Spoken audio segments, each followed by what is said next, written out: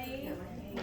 Girl power, I see everybody. I'm excited. Okay, so my name is Sasha Melendez, and we have Division Chief Michael Haywood here, and we are with the Temple Terrace Fire Department. So our side of the fire department is risk reduction. We try to reduce the risk of any type of fire, any health issues. We like to work with public education, like we're doing right now. We work with our community and we try to reduce the risk. We want you guys to be educated, and that way you can also educate your loved ones and help your community as well.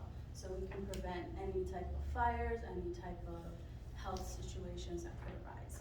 So today we're going to be talking about fire extinguishers, and I have provided you a little paper with our slides, so you guys can go follow through with that as I go through. Right now, our objectives today are basically to gain more knowledge about fire extinguishers, know the different class of fire extinguishers and fires, and basically you guys be familiarized with more information about fire extinguishers.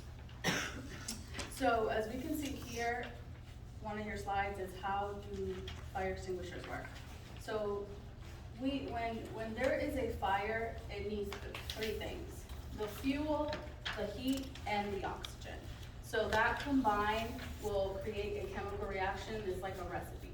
You have to combine all of those, and boom, you have your fire. Now, when we use a fire extinguisher, that's going to eliminate one or two of those elements, thus killing that fire and ending it. So that's how the fire extinguisher would work. Now, on the next slide, you can see the proper use of a fire extinguisher. We can see right here that if you have a small fire, that could be easily extinguished with a fire extinguisher. Now, a big house fire, at that point in time, you know that you have to exit your home as quickly as possible and find a safe and secure location and call 911 once you're out there. You're not going to be able to stop that fire from, consuming the house with the fire extinguisher. You need to go. So, the next one, recognize and take actions. Now, these are responsibilities in a fire situation. We have to recognize, just like the previous slide, the type of fire, like, hey, can I extinguish this with a fire extinguisher or can I not? I have to get out. So we have to recognize what it is that's going on, assess the situation, activate any type of fire alarms that you have. Make sure that you find a way out, exit, have an exit plan, call 911, evacuate, make sure everybody is out safely. Recognize and take actions. Now, when there is a fire, are you smelling any weird smell? Like, sometimes when there's an electrical outlet, it smells weird. Some people say it's like an electrical smell. So that could be something indicating that there might be a problem. Do you see any flames? Do you see anything that will indicate that there is a fire starting? Then you need to go ahead and take action with that. Recognize and take action number 2. When we are in buildings such as this, it's very different than your home. You will see a pull station. So if you notice that there is a fire, make yourself go out to the pull station and pull that and evacuate as quickly as possible. And it would be great that when you are in buildings like this or in a restaurant, you familiarize yourself with your exits. You see if they have an exit plan posted. Make sure that you can see where the pull stations are. If there's an exit, that would be great if you guys do start, being self-aware of your areas, and make sure that when you go to a restaurant or you are at a school or you are at a bank, you can see, okay, I'm coming in here, I have one exit here, I have one exit in the back. If anything were to happen, I know how to get out. That would be very good to do. Recognize and take action 3. Like I said, we need to make sure that we exit the buildings quickly. We need to be able to have an evacuation plan. Do you guys have like anything posted, like evacuation plans? Okay, so you guys are familiar with that. The same way that we should do this at home. At home it's very important. We are always paying attention to schools and their evacuation plans whenever they do lockdowns, whenever they do things like that. We also should try to do these in our homes and practice when we're at home. Have an evacuation plan, exit plan, and be able to get out safely. So the next slide we have here is we're going to talk about the 5 types of fire extinguishers. Was anybody aware that we have 5 types of fire extinguishers or more? No? Okay. So the first one that we are going to talk about is Class A. So this is your ordinary type of fire. So it's wood, paper, cardboard. With this fire extinguisher, this is kind of the fire extinguisher that you would have at home. And on the frequently asked questions, I also put that there so you guys are aware. It could be like a 2A 10BC. That's the one that you could have, you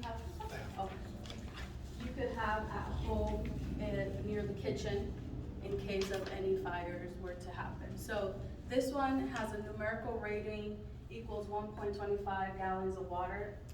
And that's basically, right here it'll tell you what that means, like 1.25 times the 2.5 gallons of water. So that would be a Class A fire extinguisher. Wood, paper, cardboard. So Class B. This is flammable or combustible liquids. So anything with gasoline, kerosene, grease, oil. It also tells you the numerical rating on there. I think you guys will be mostly familiar with the Class A because we're always at home and things like that. Now, if you're in a laboratory, you would have a different type, one that would help with electrical, like Class C. It involves electrical equipment, wiring, appliances, circuit breakers, things like that, that would be able to extinguish that. You don't have to use water, you don't use water when you're extinguishing any electrical fires. So, the next one is combustible metals. This one you would normally find in laboratories. This one's magnesium, titanium, potassium, and zirconium. Designed for Class D fires only. So we wouldn't use this for anything else except those fires.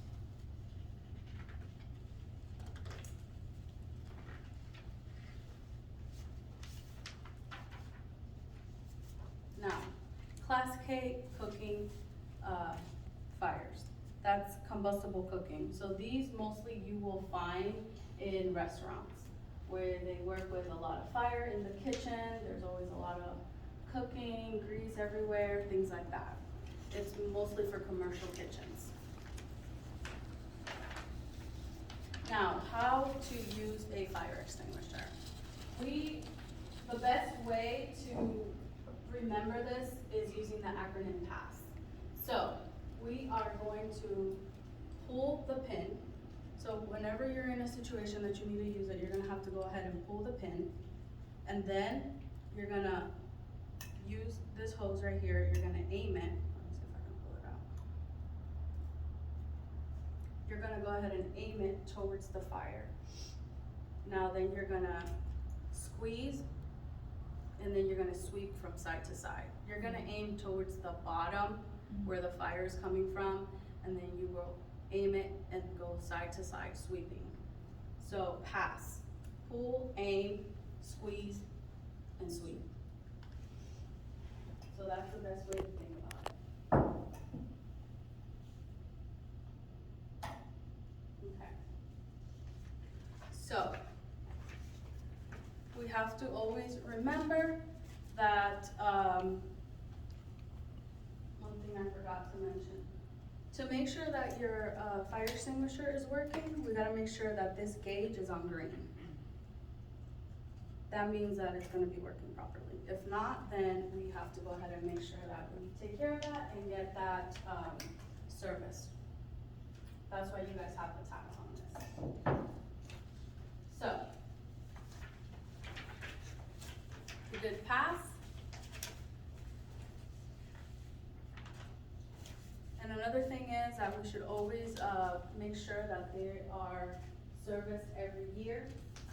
And here we get a lot of frequently asked questions. These are things that would be good for you guys to read on. How to dispose of a fire extinguisher. It shows you how to dispose of it, how often it should be serviced, and the best type of fire extinguisher for your house. Okay, any questions? No?